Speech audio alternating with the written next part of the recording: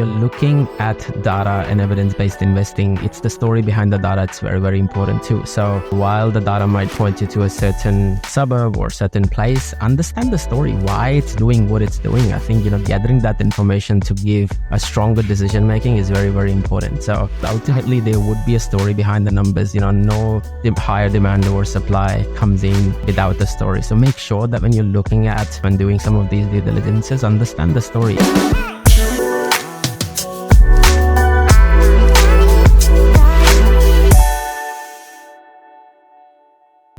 You're listening to Help Me Buy Property podcast, powered by Investor Partner Group. We help improve lifestyles by building scalable and sustainable generational wealth and passive income streams. We do this via our ecosystem that is a one-stop shop to all property investment needs, from evidence-based, data-driven buyers agency, industry-renowned portfolio reviews and property strategies, property development with and for clients, tax, SMSF, business structures advisory, and cash flow real estate. Everything we do is to help people achieve financial independence and not just basic financial freedom by using property as a tool and as a medium.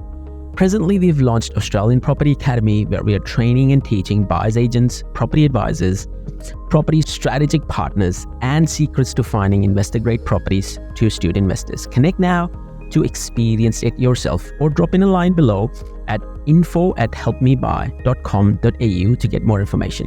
Be kind and happy investing.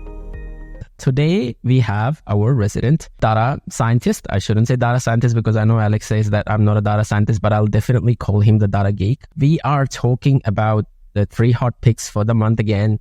Let me call out what the prerequisites are for today before I bring Alex into the room and into the conversation. Today, we are looking at the price point of 450 to 650. Again, 3 core strategies: the cash flow, the growth, and the balance. Drum rolls. Let's bring Alex in. Alex, how are you, sir? Mox, I'm great. Funny thing about data scientists, do you know how the term was actually born? No. I mean, see, I think it's a cool name and it's a cool title to give to yourself, but I always say this to people, that data scientists almost like exists after almost 2010. Before 2010, there was no data scientist. Like, look, I've done studies in the data space, but when I was a graduate, there was nothing in data, right? There was forensic accounting, and that was as close to data scientists as you would get. So what happened when Facebook was growing, and you're right, it happened around 2010, they were in dire need of people who work with data really well, because they accumulated so much data up until that point. And they started hiring people, and there were a few PhD candidates that applied for the roles, and their condition was always, well, I'm a PhD candidate, and you're going to give me a title of data analyst. This is just not going to work. We're like, it's fine. We'll create a new title. You'll be a data scientist. And that's how that was born. Amazing. I didn't know the story. That's a very cool story. Nice. Yeah. And you see a lot of them these days, right? I think the easiest way to pick a data scientist is the nerds with big glasses. I know Alex doesn't wear glasses, but I wear contacts. Usually, I blend. Yeah, you wear contacts. There you go. We need to see Alex in glasses as well someday, so that he can prove to be the key data geek, right? So yeah. Thank you for coming back to the show, Alex. I think this is great. We've been hitting some really good numbers, and people are always intrigued about what you're going to say this month, and where the 3 hot picks are. And again, from users and listeners' perspective, what we're not trying to do is influence the markets. There are markets within markets, so make sure that you own due diligence in picking the right property, picking the right suburb. Every month when we come together, we talk about the 3 hot picks at a point in time. There's nothing in relation to, okay, this might fit your strategy. Make sure that you follow your own strategy in relation to what you're trying to achieve with your property portfolio. Saying that, let me hand the mic over to Alex. Sure. So let's start with the capital growth strategy. You're right. This is a generic assessment. So we look at the most popular strategy that exists: long-term buy and hold. The period here is 5 years and above, moderate to low risk, and returns of 3% yield and above. So that's kind of my going in parameters for the capital growth strategy. Even though it's a capital growth strategy, it helps to set the yield as well, the minimum 3%, because in the end you're investing in property. So there's not just capital growth, that you'll need to consider cash flow as well.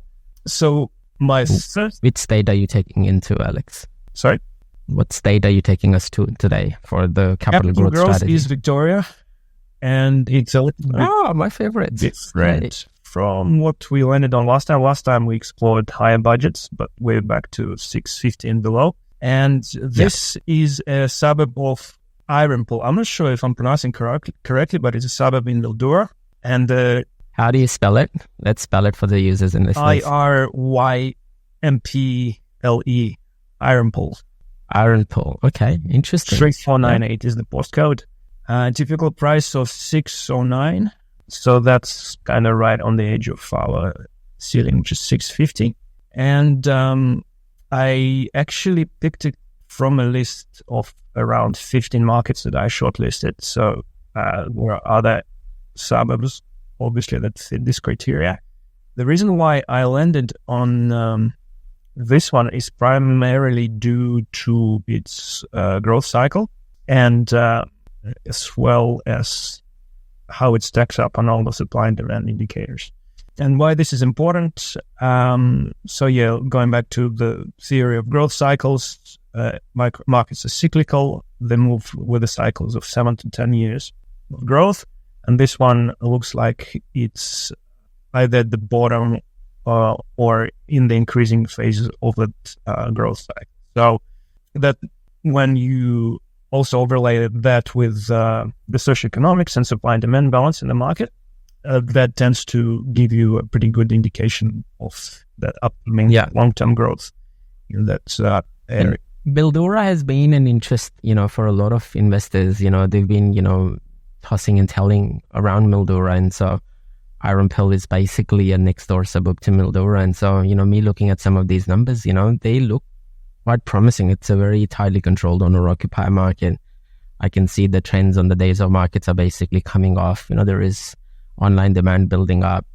The rental yields are low, but, the stock on market is still, crunch and, basically going towards the crunch as well. So all the right indicators, right? So it's definitely heading in the right direction. And of course, like rent growth that has happened across the board, you can see that the rent growth in some of these pockets and areas are almost up to like 15 to 20%. And I always say to people that the rental growth is, one of the lead indicators when you talk about price growth, right? Because rent growth is a close proxy of people wanting to live there, especially in an owner-occupier market where the renters proportion is only like 17-18%. So really good pick. I'm excited. I think this ticks all the boxes. Absolutely. Just one more thing that stood out for me was vacancy rate. So vacancy rate trading down and they're pretty low, sitting at just 0.5%. This is almost the same story in every other market in Australia, not because of the rental crisis, but this one's even taking all that into account is still pretty good because 0.5% vacancy rate is phenomenal. And you can see, if you look at the chart for vacancy rate, there's long-term and short-term. The short-term decline vacancy rate is really good. So, two questions from my perspective. So one is when you talk about growth, people always ask questions about what does short-term growth looks like and what does long-term growth looks like? Like how quick are you expecting the growth to come through when you talk about growth, right? Of course, we know that average growth across Australia sits at around 5.5 to 6%, which means that the property doubles in value every 12 to 15 years. When you say this is on the growth radar, are we talking about the 3-year window of opportunity or much closer? So as far as property prices are concerned, so when we look at typical price trends, the long-term growth is 7 to 10 years, and midterm is normally 3 to 7.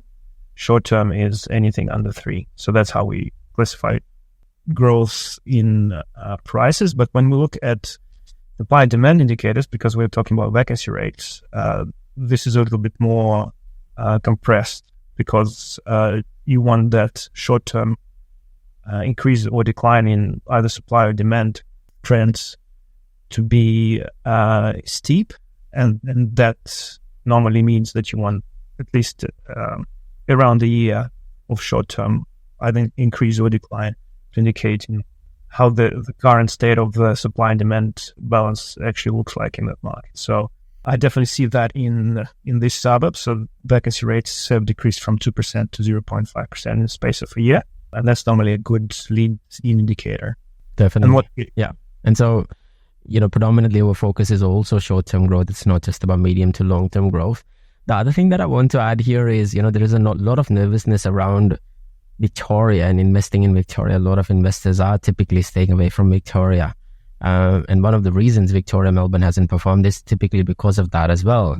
I always say this to people, like, yes, stamp duty is a big factor. And yes, the Victorian rental laws are not really favorable when it comes to the rental market. Understand that Victoria will get rid of stamp duty like other states. Okay, they'll all be on land tax, because from a government's perspective, land tax is a much more sustainable model. From a cash flow perspective, it's a cash cow that can generate money in perpetuity for them. So it's inevitable, and that's going to happen. And so if you're just scared of land tax side of things, and Victoria is doing land tax, understand that this wish-wash of stamp duty basically disappearing pretty much across the board and land tax being introduced is potentially going to happen across all the states, across all of Australia. And that's, again, just my view. People can go back and validate, but you can see some of these happening in small, pockets. You can see commercial properties in South Australia, commercial properties in Victoria, where they have abolished stamp duty completely and introduced land tax. The second important thing in relation to the rental side of things for Victoria, and this is a very important point, that any rental law changes that are happening to Victoria, they're also happening to other states. So, South Australia did massive tenancy reforms. Western Australia has gone through tenancy reforms. They're trying to basically push through tenancy reforms in Western Australia. So all that is happening is Victoria is basically leading its way through tenancy reforms. So other states are typically following. Even Queensland, to a certain extent, there are some, tenancy reforms coming through. And so some of these factors, while they are short-term factors, and you might look at them right now and think, I'm not going to buy at that price point at 300 to 500. Understand that these would become universal across all the states, and they don't then become the point of differentiation between states. And so when you're thinking about investing, you need to think at microeconomic factors and not just macroeconomic factors that you don't typically control anyway. Okay, so don't be driven by market sentiments because of macroeconomic factors. Think about whether it's an investor grade property, does the fundamentals rules of property investment applies here? And is the market right? And ultimately, as soon as the market factor changes, every Tom, Dick, and every investor in the whole state would basically jump into it, and you would have an opportunity to be there before, anyone else basically comes through. Do you agree, Alex, to a certain extent? Don't get yourself taken on a ride by property spookers, so-called property investment advisors, or buyer's agents who are selling house and land packages, or off-the-plan properties or apartments. Get yourself a copy of this book called The Millennial's Guide to Property Investing. This book is not just for millennials. The title suggests, but it's actually the most advanced way of investing in property. This book will relate to your clients, your colleagues, and other business owners. There are so many property spookers out there who have come out of the woodwork over the last 3 to 5 years. And there is so much misinformation out there that I had to write a book about all the F-ups that people can actually avoid in order to be super successful in the property investment journey. Some of these are really easy to identify, but they are so costly to fix once these mistakes are made. So it's a short book, it's easy to read, it has a lot of stories, it has a lot of examples, and it is a true guide for people who wants to do it themselves. My name is Moxin Reza. This is my story, and a lot of you will relate to parts of this story if you're not born in the riches and if you're trying to build a property portfolio that can last generations and help you improve your lifestyle along the way. So I give you a chance to come out there and have a read. Be kind, stay safe, keep smiling, keep investing, and please do check out the book.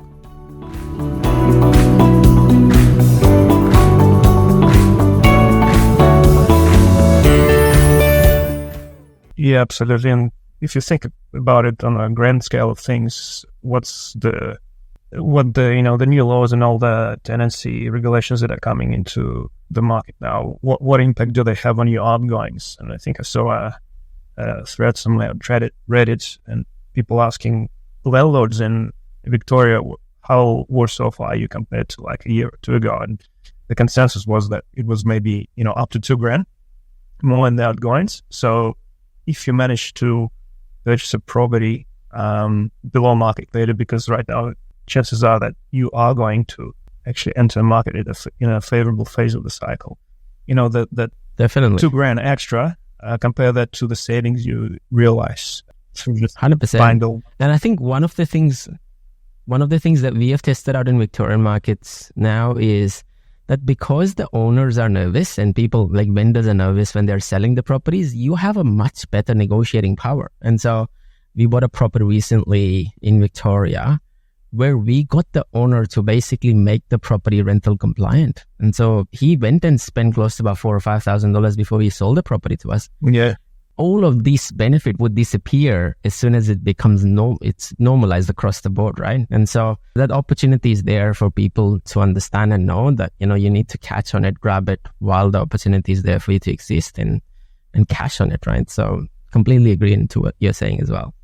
Great suburb pick on the growth side of things. Shall we talk about cash flow now? Cash flow, yes. Let's talk about cash flow. So this is the opposite side of the spectrum. It's actually a current hotspot. So the thing with hotspots is that there is a likelihood of continued short-term growth in that market, and then short-term in 2 to 3 years. But because we are really targeting cash flow here, so higher yields, we're going to discount that this market may not have that long-term growth trajectory, but we really want to extract as much cash flow as possible. So this is actually a suburb of Annandale in Townsville at a typical price of $541,000. And the yield here is pretty good. So it's 4.7%. This is indicative yield. On the list of suburbs that I have shortlisted, the highest one was 5%. So this is pretty much close to that maximum you can get in the current market. Yeah. But the reason why I chose this one was because, you have to consider other things, not just yields. And what average price point are we sitting at in Annandale at this stage? 541 typical price. 541. Yeah. Yeah. And I can see again, and this is high risk, low risk, Alex. Where does this sit on the risk measure? Is reasonable. So we've got a score of 83 out of 100. So the higher, the better here. So it's nice. Full 100. Yeah. The only thing that in terms of risk, we actually recently launched a new metric called Mining and Agriculture Dominance, short for MAD. So it's a MAD index. This one's 96 out of 100. So there's the economy is quite diversified, as well as another metric called economic diversity. So we normally pair the two, and economic diversity is 70 out of 100 as well. So both of these metrics tell me that economy-wise, it's pretty good. But the fact that there is 83 out of 100 overall risk here, there's just a bit more due diligence that you probably want to do on properties in here if you decide. Definitely. Yeah. And I'm looking at some of the numbers as well. Again, really strong, rental growth coming out, through the suburb. You're talking almost like, 15 to 16% growth, still very tightly owner occupied controlled area. You're looking at the renter occupation at around 24%, and you can see days on market dropping below 40%. Below 40 days, like that's just crazy. Like, the market is basically heating up quite significantly fast. I'm looking at the 3-year trend, and, it used to track well above 50 before. So, some strong numbers coming through some of these areas. And again, the important thing here is this, that, when you talk about, yields, everyone tries to hit, 6, 7, 8% yield when the interest rates are sitting at, 6.5%, right? I always say to people, don't look at it in a point in time. People were stupid in buying properties at 3% yield when the interest rate were at 2%, calling it positive cash flow. And now you're trying to chase yields at 8 or 9% going into core mining towns is again, suicidal, right? So make sure that you're making long-term decision making. And again, 5.5% yield at, mid-5 price point is still, quite attractive. And we know that the long-term interest rate sits at around 4.5 to 5%, which means that, you would add a cash flow positive property in your property portfolio pretty quickly if you have genuine savings at 20% sitting there. So, yeah.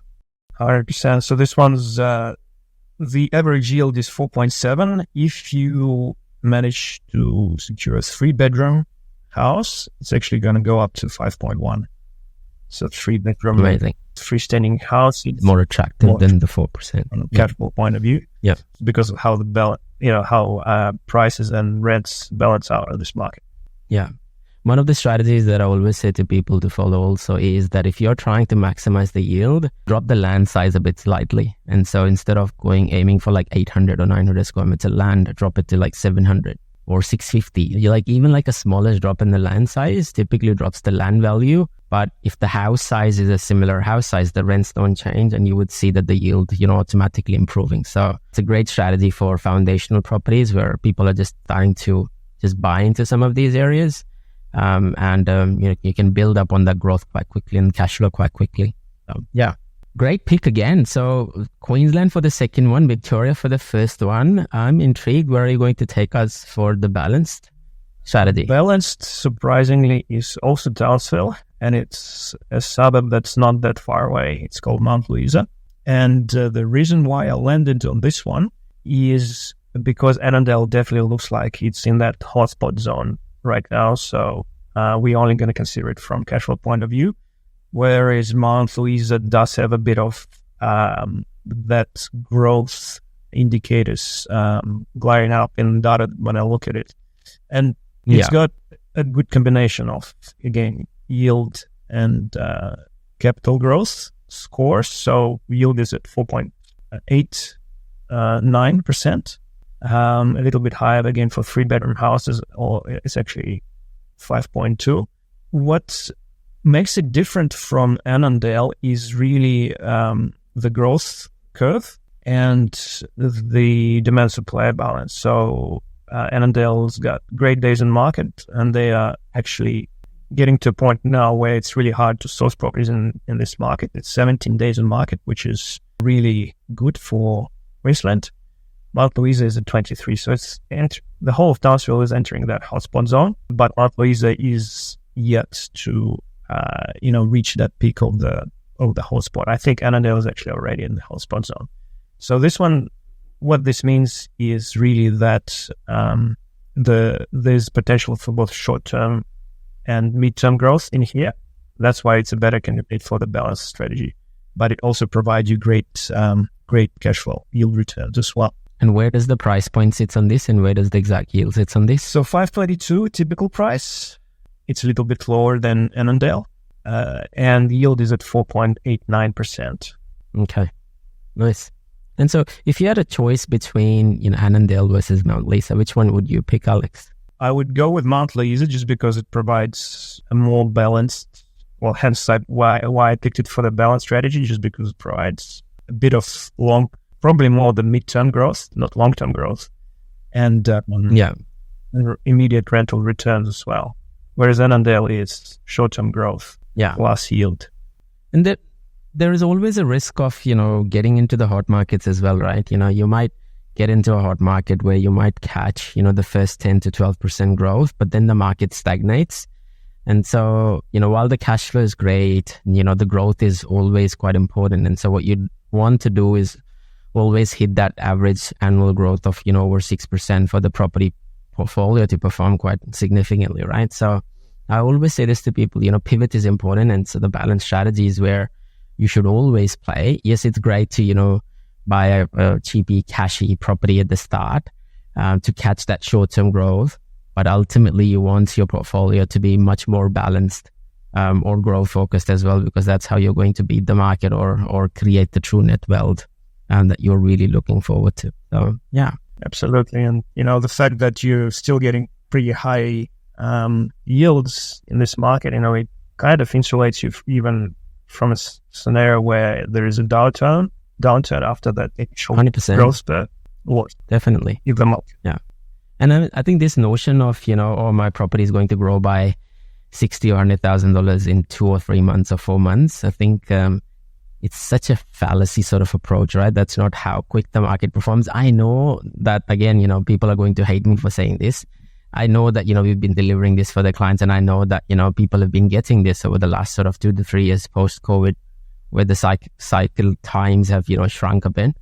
But understand that, property is a long-term strategy, and you need to have that, 3 to 7 year view on a lot of the properties that you're going to acquire, and then monitor and respond, right? And how do you go around pivoting some of these things is quite important. So, don't just go in thinking, I'm going to buy this property, and 6 months down the track, I'll be sitting on $200,000 in equity growth. That's not always the case. Yes, it's been happening, but it's not going to continue in infinity to the property market. So yeah. Any final words, Alex? Let's wrap this up. Let's bring this home. The final word is it's always balanced, is always challenging. This is the one where I went back and forth between the dashboard and the table and data report that I look at. Then I had to force myself to pick this suburb in Townsville. It does just stand out from everything else that showed up on my list. So sometimes you just go with the data, and we as humans, we're somewhat biased to, because we know of a suburb, we know that the market is hotspot. So maybe we want to stay away from this, but then the data points that, hey, there's this still probably an opportunity here if you're pursuing a balance. Definitely. So something to keep in mind. Golden words. Thank you very much. I'm just going to add one more thing to this. And when you're looking at data and evidence-based investing, it's the story behind the data. It's very, very important too. So, while the data might point you to a certain suburb or certain place, understand the story, why it's doing what it's doing. I think, gathering that information to give a stronger decision-making is very, very important. So that is one thing that we don't discuss as part of these podcasts, but ultimately there would be a story behind the numbers. No higher demand, lower supply comes in, without the story. So make sure that when you're looking at, and doing some of these due diligences, understand the story. Is it a new hospital? Is there a major infrastructure? Have they found a new mine? Or, is the government doing something in those areas? Or, there is some sort of school attraction that is coming through. There is always the story behind the numbers. Okay. So reach out, if you have any stories to share, share the content in your own socials as well. If you want to reach Alex out to, jump in on our website or jump in on Alex's website on hashtag. Thank you for listening to us today. Take care, stay safe, be kind, keep investing. This is Alex and Moss checking out. Adios. Thank you. Yeah.